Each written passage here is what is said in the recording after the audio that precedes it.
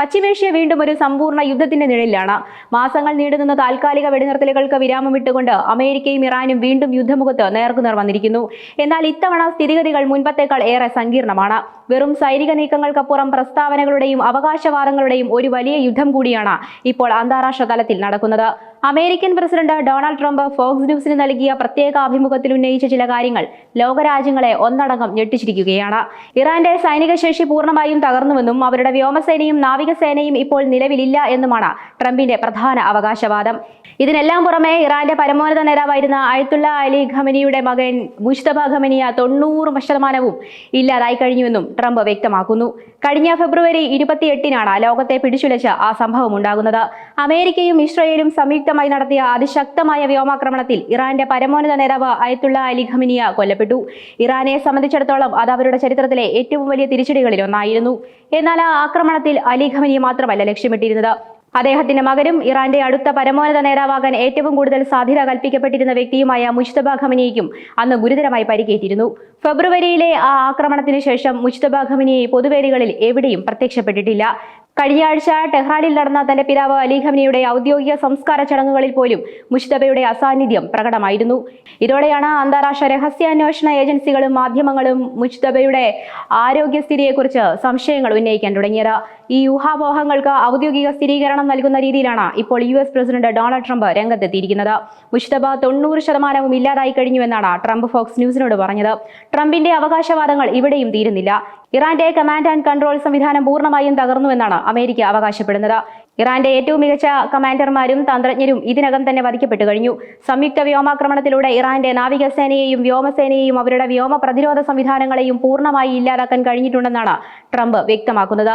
ഒരു രാജ്യത്തിന്റെ പ്രതിരോധത്തിന്റെ ആണിക്കല്ലാണ് അവരുടെ വ്യോമ നാവിക സേനകൾ. അവ രണ്ടും പൂർണ്ണമായി തകർന്നടിഞ്ഞുവെന്ന് അമേരിക്ക പ്രഖ്യാപിക്കുമ്പോൾ ഇറാൻ വലിയൊരു പ്രതിസന്ധിയിലാണെന്ന് വ്യക്തം.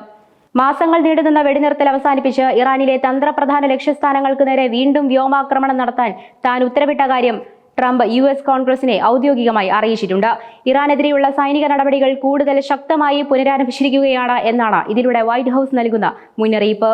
എന്നാൽ ഈ യുദ്ധം വെറും ഒരു കരവ്യോമ ആക്രമണങ്ങളിൽ ഒതുങ്ങുന്നില്ല. ഇതിന് വളരെ വലിയൊരു സാമ്പത്തിക ശാസ്ത്രമുണ്ട്. നാവിക സഞ്ചാര സ്വാതന്ത്ര്യത്തെ പിന്തുണയ്ക്കുന്ന നൂറ്റാണ്ടുകൾ പഴക്കമുള്ള അമേരിക്കൻ നയത്തിൽ വലിയൊരു മാറ്റം വരുത്താൻ ട്രംപ് തയ്യാറെടുക്കുകയാണ്. അന്താരാഷ്ട്ര കടലിടുക്കുകളിലൂടെ സുരക്ഷിതമായി കടന്നുപോകാൻ കപ്പലുകളിൽ നിന്ന് US ഇനി മുതൽ ഫീസ് ഈടാക്കുമെന്ന സൂചനയാണ് ട്രംപ് നൽകുന്നത്. ഇത് ആഗോള വ്യാപാര മേഖലയിൽ വലിയ ചർച്ചകൾക്ക് വഴി തുറന്നിട്ടുണ്ട്. അമേരിക്കയുടെ ഈ സാമ്പത്തിക പ്രഖ്യാപനങ്ങൾക്കും സൈനിക നീക്കങ്ങൾക്കും മറുപടിയായി ഇറാനും തങ്ങളുടെ പ്രതിരോധം ശക്തമാക്കുകയാണ്. തങ്ങൾ പൂർണ്ണമായും തകർന്നിട്ടില്ല എന്ന് ലോകത്തിന് കാണിച്ചു കൊടുക്കാൻ ഇറാൻ തിരഞ്ഞെടുത്തത് ലോകത്തെ ഏറ്റവും തന്ത്രപ്രധാനമായ ഹോർമുസ് കടലിടുക്കാണ്. ബഹ്റൈനും യുണൈറ്റഡ് അറബ് എമിറേറ്റ്സിനും ബന്ധമുള്ള 2 വലിയ എണ്ണക്കപ്പലുകൾക്ക് നേരെ ഇറാൻ കഴിഞ്ഞ ദിവസം ശക്തമായ ആക്രമണം നടത്തി. ഹോർമുസ് കടലിടുക്കിൽ വെച്ചുണ്ടായ ഈ ആക്രമണം മേഖലയെ വീണ്ടും യുദ്ധത്തിലാഴ്ത്തിയിരിക്കുകയാണ്. ഈ ആക്രമണം ഇന്ത്യയെ സംബന്ധിച്ചും ഏറെ വേദനാജനകവും ആശങ്കാകുലവുമാണ്. ഹോർമുസ് കടലിടുക്കിൽ ഇറാന്റെ ആക്രമണത്തിനിരയായ കപ്പലിലുണ്ടായിരുന്ന ഒരു ഇന്ത്യൻ നാവികൻ കൊല്ലപ്പെട്ടു എന്ന വാർത്തയാണ് പുറത്തുവന്നത്. ആക്രമണത്തിൽ മറ്റ് 8 പേർക്ക് ഗുരുതരമായി പരിക്കേറ്റിട്ടുണ്ട്. ഇതോടെ ഇന്ത്യയും ഈ വിഷയത്തിൽ അതീവ ജാഗ്രതയിലാണ്. തങ്ങളുടെ പൗരന്മാരുടെ സുരക്ഷ ഉറപ്പാക്കാൻ ഇന്ത്യൻ വിദേശകാര്യ മന്ത്രാലയം ഇടപെടലുകൾ നടത്തുന്നുണ്ട്. തങ്ങളുടെ എണ്ണക്കപ്പലുകൾക്ക് നേരെയുണ്ടായ ആക്രമണത്തിൽ ഇറാനെതിരെ കടുത്ത മുന്നറിയിപ്പുമായി UAEയും രംഗത്തെത്തി കഴിഞ്ഞു.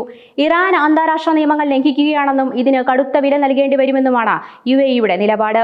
ലോകത്ത് വിതരണം ചെയ്യപ്പെടുന്ന 5-1 ക്രൂഡ് ഓയിലും പ്രകൃതിദത്തവാതകവും കടന്നുപോകുന്നത് ഈ ഹോർമുസ് കടലിടുക്കിലൂടെയാണ്.